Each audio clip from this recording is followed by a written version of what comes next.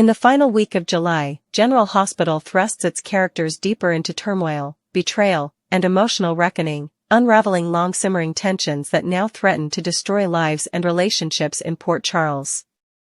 At the center of it all stands Willow, a woman torn between love and disgust, haunted by secrets she never asked for and pushed toward decisions she can no longer avoid. The devastating revelation that Drew once slept with her mother, Nina, while professing to love Willow, detonates like a grenade at the worst possible time, on the eve of their wedding. But the fallout from this discovery is far more than just a broken engagement. It unleashes a complex power struggle, emotional manipulation, and the dangerous intersection of romantic lies and hidden obsessions. What began as a story of second chances is now a spiraling descent into psychological warfare. For months, Willow believed she had found sanctuary in Drew, a man who stood by her side through illness and emotional recovery. But that illusion shatters when Curtis, driven by a conflicted sense of loyalty and guilt, quietly informs her that Drew had been involved with Nina, her estranged mother, while Willow was clinging to their promises of a future. To make matters worse, it wasn't merely a fleeting mistake. It happened during a time when Drew was reassuring Willow of his unwavering commitment, making the betrayal deeper and more humiliating. What stings most is not just the infidelity but the layers of deception that allowed it to stay buried for so long. As the truth rises to the surface, Willow becomes consumed with the need for answers and justice, emotional, personal, and familial. Her confrontation with Nina isn't dramatic for spectacle's sake, it is a reckoning years in the making.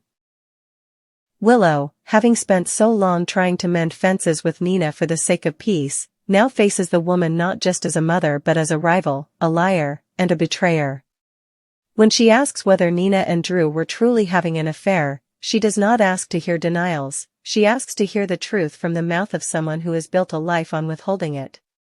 Nina, crushed under the weight of exposure, confesses, but her tearful admission is layered with her own resentments. She blames Drew's influence for turning Willow into someone unrecognizable, someone obsessive and cold. But Willow doesn't deflect. Her expression hardens as she realizes how deeply Drew's manipulation has infected her own behavior, most notably her secret surveillance of Daisy, Sasha's daughter. What began as a misguided attempt to protect Sasha morphed into a dark, intrusive compulsion that Willow could not explain, even to herself. Drew knew about the surveillance. He encouraged it, even praised her for her instinct. Now, as her own moral foundation cracks, Willow wonders how much of herself she has already lost to this relationship.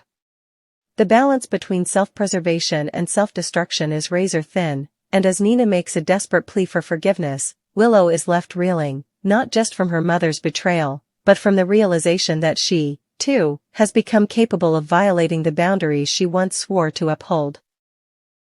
Elsewhere in Port Charles, another battle of influence plays out, far removed from the wedding chaos but no less consequential.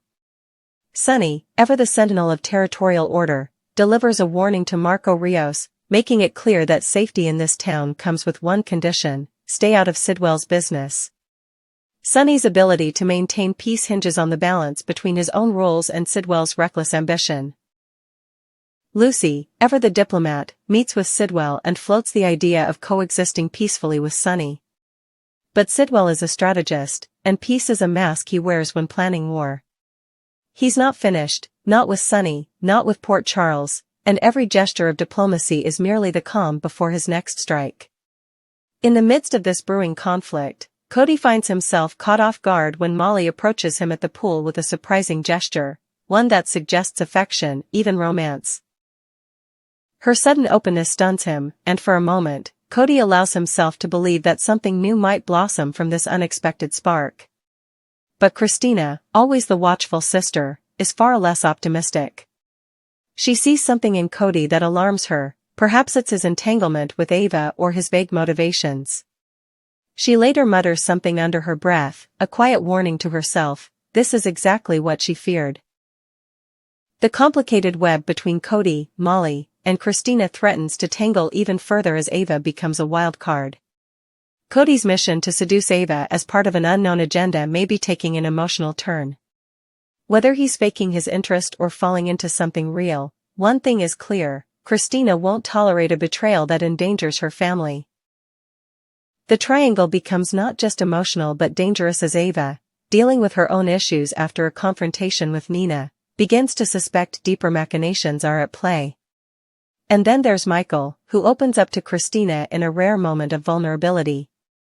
The departure of Sasha and Daisy has left a hole in his life, one that no amount of control or planning can fill. He confesses that letting go has been harder than expected, and in doing so, he reveals a grief that mirrors Willow's. Loss wrapped in anger, guilt, and the inability to fix what's already broken. As the hours tick closer to Willow's wedding, the pressure mounts.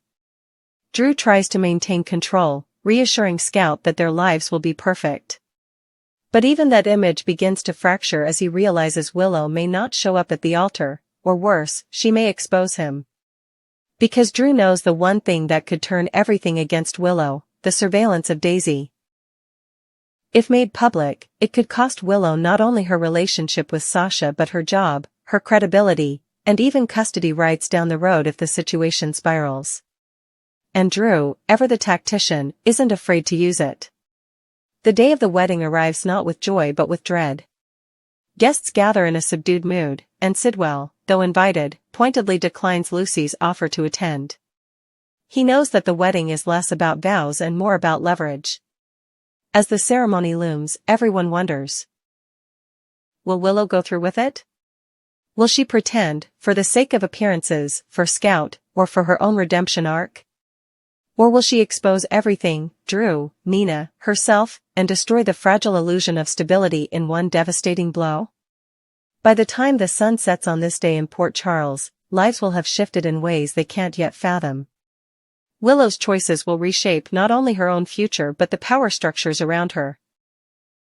And Drew, once seen as the safe option, may finally be unmasked as the most dangerous player of them all, not because of what he did in the past, but because of what he's willing to do now to protect his image. As Willow stands in her bridal gown, staring at a man she once loved and a mother she once tried to forgive, the question is no longer whether she will walk away, it's whether she can ever return to the person she used to be. And in that haunting silence before the music starts, General Hospital prepares to change the game once again.